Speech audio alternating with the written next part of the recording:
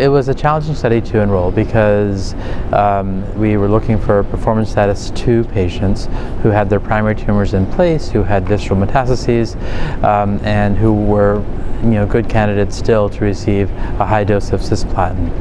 The chemotherapy was high dose cisplatin and standard Xeloda with Herceptin standard dose, and the standard dose is an 8 milligram per kilogram bolus and then a 6 milligram per kilogram maintenance every 3 weeks.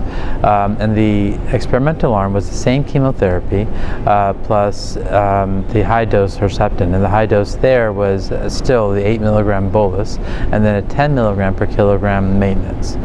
So what we found was that indeed with the higher dose of Herceptin we were able to get increasing levels of Herceptin trough levels. So that was a significant difference there. So high doses of Herceptin do increase your Herceptin concentration.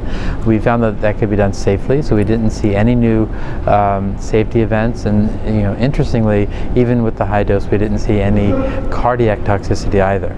Unfortunately, we did not see an improvement in survival in these patients.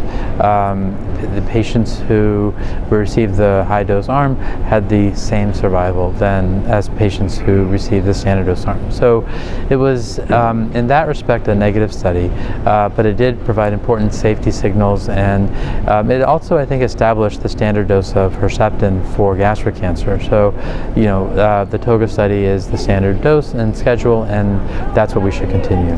So I think that from that standpoint it's a very important study.